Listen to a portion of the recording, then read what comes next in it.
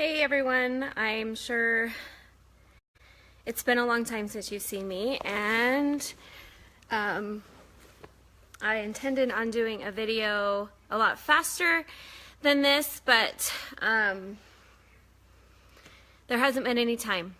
And so, hey Riley, hey Ken, hey Lara, hey Noelle. Okay, I am doing an update from what's been going on in the courtroom yesterday and today. Last night, Ammon called me after yesterday, realizing that it was probably a good day in court for us. It was an evidential hearing, so there is no jury present. Many people have been asking that question. There's no jury in an evidential hearing. So Dan Love and multiple other FBI agents and undercover agents are going to be questioned yesterday and today. Dan Love was yesterday, and I think there's 3. Thank you, Rachel. Still praying for you guys too. Today was going to be 3 other FBI agents and or undercover informants that were there in the Bunkerville standoff in 2014. So I'm going to make this really quick because I have to go live life. I got a phone call for piano and live my life with my kids. And I have to be there in, it's like 8 minutes, so I have 3 minutes to finish this video. And wake my sleeping baby up. I think it's important that before I go into everything going on, that everybody knows that, you know, I don't just put my life on hold. Everyone says, how do you do it? And I don't do it. I don't know how I do it, okay? I don't know how I'm a mom and a wife and all of the many hats that are required of me throughout the day, and also the constant anxiety and worry for my husband, because it's been actually, I think the 27th, he was acquitted in Oregon. So the last time I saw him was a year ago in an open courtroom. And I guess perhaps it's my love for him and my love for God, and I love for liberty and freedom and this country and the Constitution that I guess helps us keep moving forward. But right now at this time, Ammon called me last night. He's still in Pahrump, so they have not moved him to Henderson. We are expecting that to be any day. It seems a waste of tax dollars to bus them back and forth, but they don't care about yours and my tax dollars, and so they will waste them. That's a whole nother subject.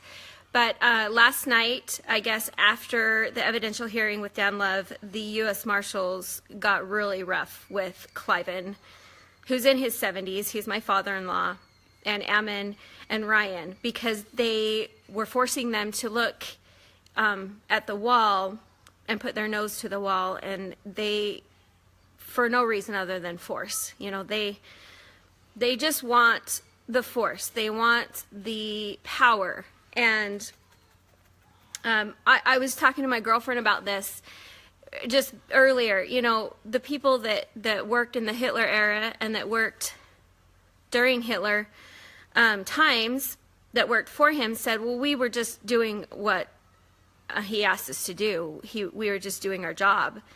And there's more to it, because if you were just doing your job and you still had a conscience, you would realize that what you're doing is not okay, and you wouldn't do it anymore, regardless of what the outcome would be, which would probably in that time end up being death. And if that were me, I would rather die than serve a master that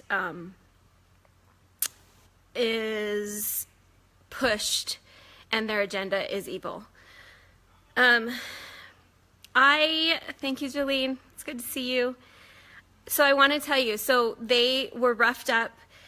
And to say roughed up, it's not just like your little, you know, schoolhouse roughing up. They're using their hips, their legs, their knees, their shoulders in any way to forcibly push their agenda, which means you're not moving fast enough, stop talking. You know, they're shackled on their ankles and they're shackled in their arms. So it's not like they have much of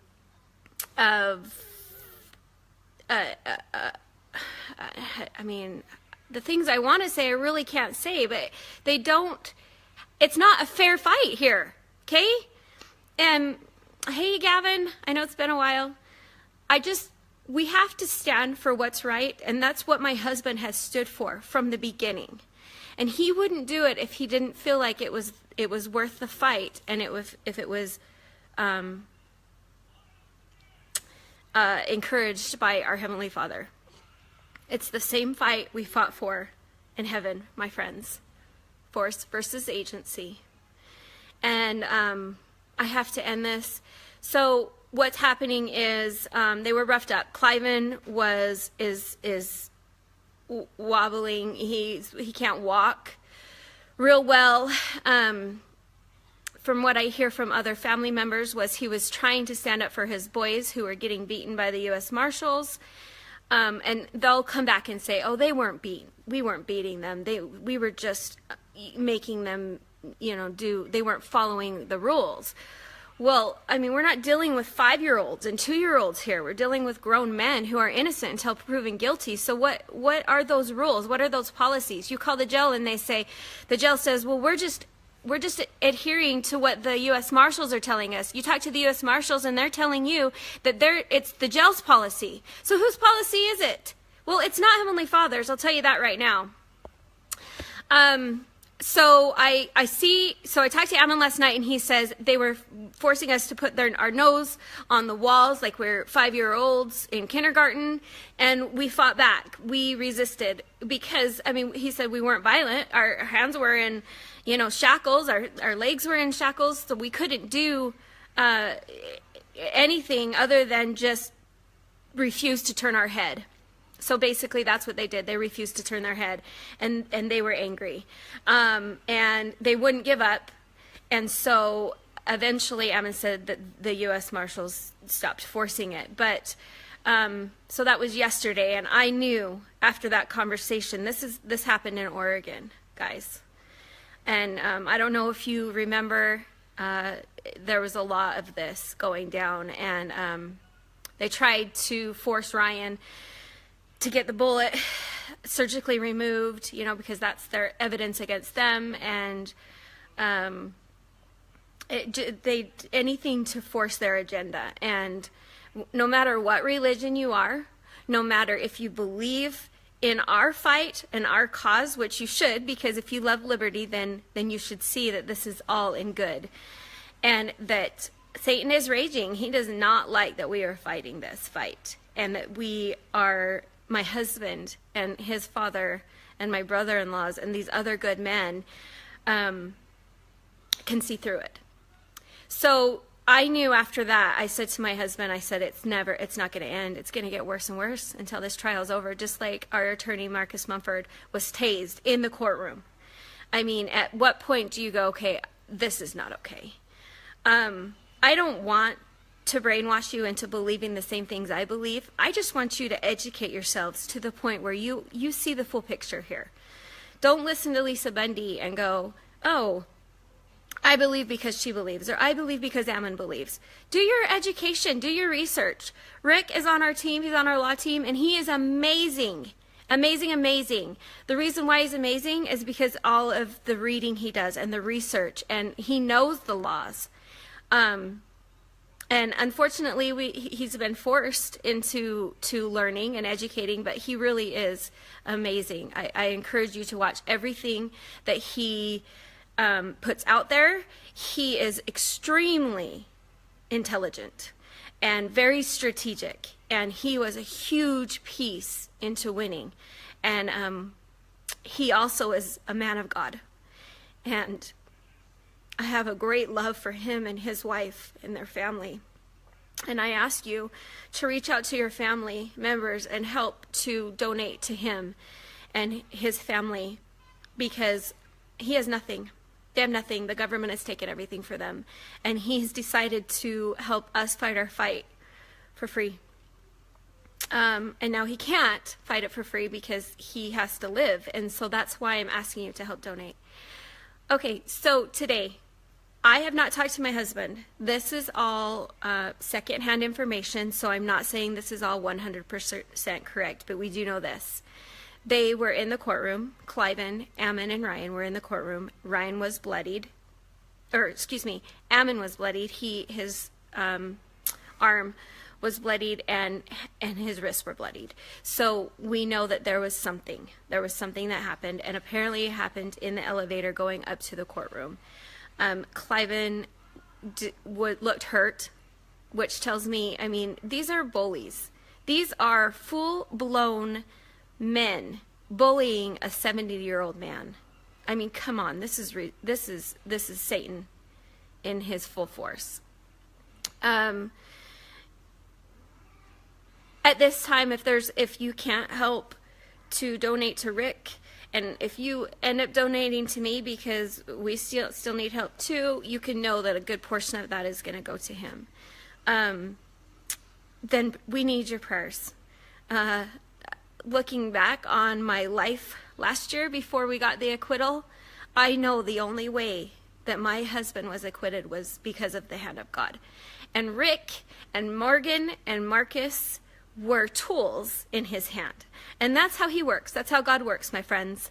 So choose to be a tool in Heavenly Father's hands in whatever way you know how to. Whether you help one of our families, or you help them, or you pray about how you can help by going down and being support in the courtroom. That is huge. I have a whole list of ways that you could help, but only you are going to know how you can help, because I don't know all of you and I don't know your talents. I am grateful for you. I left Facebook in May to focus on my children as school was getting out, and Facebook was literally sucking the life out of me, and so I decided to take a break. I missed your prayers. I felt the withdrawal.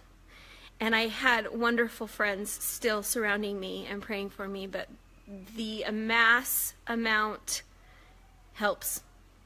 And so I'm grateful to be a part of your lives right now. I hope to use your time for good. And if you do have questions, please send them my direction, but pray with pure intent that God will win, that our men will have a voice in this. Ammon got kicked out of the courtroom today because he was trying to tell the judge what was going on. She was not willing to listen.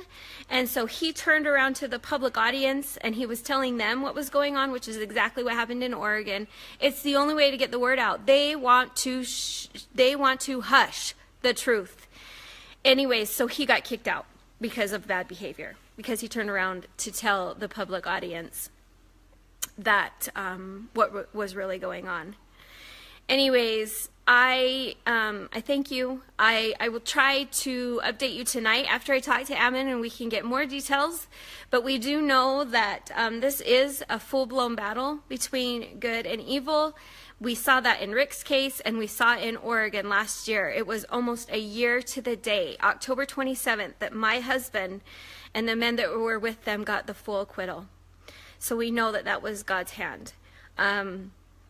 So as I continue throughout my day in the chaos of this day with football parties and piano and a sick baby, I pray that Heavenly Father comforts these men, all men that are in the justice system, innocent until proven guilty. And I have a different perspective on a lot of things the last 2 years has brought to my life. I want you to know that I will not sway or teeter on the line of good versus bad. I want to be on the far, far left of the line, because Satan is clever and he is crafty and he is charismatic, and he uses you and I if we allow him. So I'm not going to allow him, and I pray that you don't allow him either. Say a prayer for my husband, for my father-in-law who's in his 70s, and for my brother-in-law Ryan, that they will be protected, that peace will be brought to them, and that good will win. I pray that you guys have a good day. Yes, Brandy, Ammon is still in Pahrump. They have not transferred him to Henderson. The jail is following the court order that Judge Navarro gave of the strip searches, but I guess the U.S. Marshals don't believe that that includes them. All right, have a good day. We will touch base as soon as I hear from my husband. I'll do a video. So keep close. If you want to be in the know, I am going to try to give you guys all the correct information that I know. I am not there in Nevada. So I'm talking with my sister-in-laws and the aunts and the cousins and everyone that is there to support our men. And so I will get it from them, who is firsthand, because they're there. I know that there's been a lot of concern with my sister-in-laws and my mother-in-law. They're sick about what they're seeing in the courtroom. If you don't fight now and you don't fight for us, eventually it will be you or your family or someone you know. Okay, take care. Have a great day. We'll talk to you later. Bye. It was an evidential hearing, so there is no jury present. Many people have been asking that question. There's no jury in an evidential hearing. So Dan Love and multiple other FBI agents and undercover agents are going to be questioned yesterday and today. Dan Love was yesterday, and I think there's 3. Thank you, Rachel. Still praying for you guys too. And I have to be there in, it's like 8 minutes, so I have 3 minutes to finish this video. And wake my sleeping baby up. I think it's important that before I go into everything going on, that everybody knows that, you know, I don't just put my life on hold. Everyone says, how do you do it? And I don't do it. I don't know how I do it, okay? I don't know how I'm a mom. And today was going to be 3 other FBI agents and or undercover informants that were there in the Bunkerville standoff in 2014. So I'm going to make this really quick because I have to go live life. Sorry, I got a phone call for piano and live my life with my kids.